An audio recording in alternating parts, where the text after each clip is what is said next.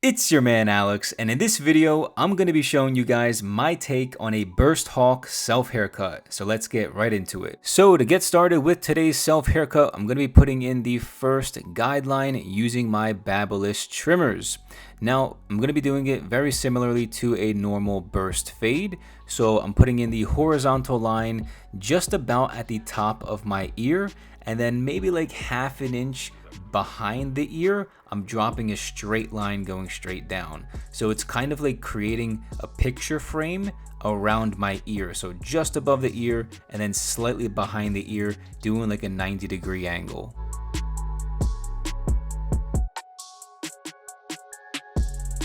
So now going in for the second guideline, I'm going to be using the no guard lever open, and I'm going to be going up about 3/4 of an inch from the previous guideline. Now I'm going to be doing the same exact thing, creating that 90-degree angle and just going up 3/4 of an inch all the way around that first guideline. Now notice you'll also have to move the clipper in a certain way and bend it sideways, right? Angle the clippers a little bit differently depending on the way that your hair grows in, because of course you're always trying to cut your hair going against the grain. So sometimes you'll see, especially toward the back of my head, where I have to angle the clippers a little bit differently. Now for the third guideline, I'm going to be using the number 1 guard lever open, and I'm still going to be doing the same exact thing, going up about 3/4 of an inch all the way around my head from the previous guideline.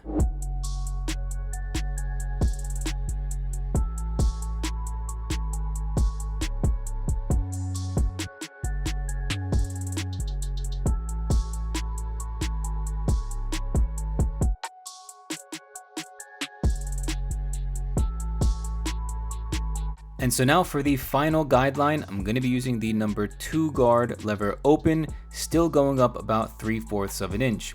Now, because we're doing like a mohawk-ish type of burst fade, and I've got a lot of length toward the top of my head, I want to keep a lot of that length as well, because otherwise you're not going to be able to get the style toward the back of your head.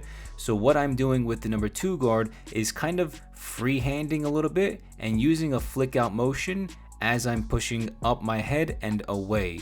So I'm not digging into the direction that my scalp usually goes in, right? That curved oval shape. I'm actually kind of creating like a straight line going straight out from my head to create the shape that I'm going for. So there's a bit of freehanding in order to do this. This is also just helping as well create a little bit more gradients, which will make it easier later in the self haircut when I need to use thinning shears to blend in all of those hard lines. So now that we've finished putting in all of the different guidelines on our head, we can start to fade in all of those guidelines. So what I like to start with is the bottom hard line, and I'll use the no guard lever halfway to actually soften up the hard line first before I go in afterwards and use the no guard lever closed to remove majority of the hard line. So typically what I found is, like, for the first hard line, I'll do like a 3-step process. Now some days it really depends on the type of haircut, but for this burst hawk, I did a 3-step process. So you'll see the first step, I used the no guard lever halfway, and that's going to get rid of the hard line by about 50%, right? We're just softening up that hard line, getting it prepped. And then we're going to go in for the second step with the no guard lever closed. That's going to get rid of the hard line by about 90-ish%. And then afterwards, step number 3, we're going to go back to the trimmers, and that should get rid of like 98-99% of the hard line. And after doing the 3 steps, if you still feel like you're seeing a little bit of that hard line, we always do detail work toward the end of the haircut using what I call the reverse thinning shear method. So make sure you guys stay tuned to the end for that game-changing method to get rid of all of the hard lines.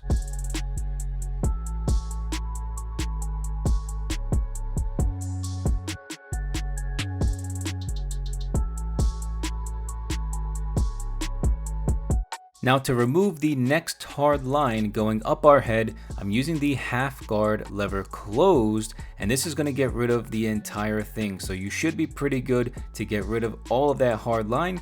If for some reason the half guard lever closed doesn't get rid of it completely, I definitely would recommend adjusting the lever, put it into the lever halfway, the lever open, and then maybe even go back to the no guard lever open as well, and just use the corners and be very careful that you don't go up too high, because then you might accidentally create another hard line and put yourself in a mess. So let's try and keep it a little bit simple. Also, one thing I want to mention as a little pointer is that you'll always notice me use my opposite hand to kind of stretch out the skin, which definitely helps elongate the area that I'm cutting, which makes it a little bit more safer, less risky when I'm going in with the clippers, so I don't accidentally go up a little bit too high and create another hard line. So that's definitely a good thing I recommend you guys do, especially if you're a beginner.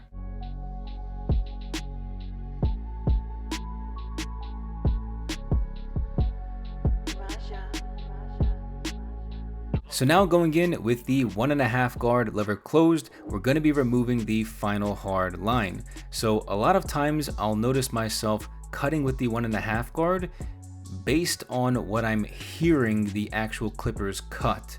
So the hair getting cut in the blades, I'll listen for that sound. The second I start hearing the hair being cut, I'll slowly start to flick away from my head at the same exact time.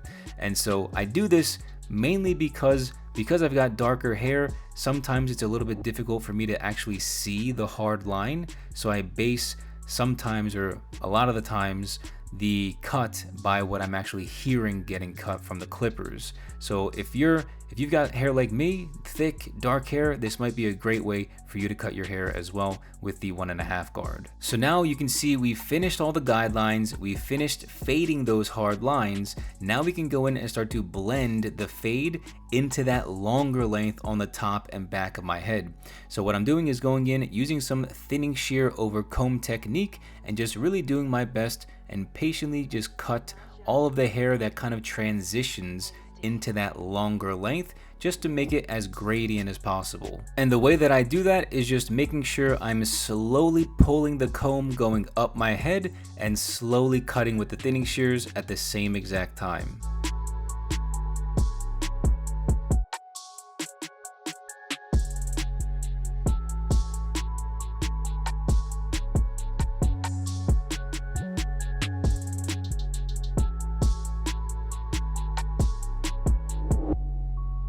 So now to go back in and do some detail work to the fade, I'm going to be using my reverse thinning shear method, which is a method that I actually discovered myself, and it's one of the best ways to make the fade super duper gradient, right?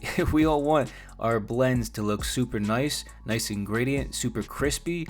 This to me has been one of the most game-changing ways to make my fades come out really crispy.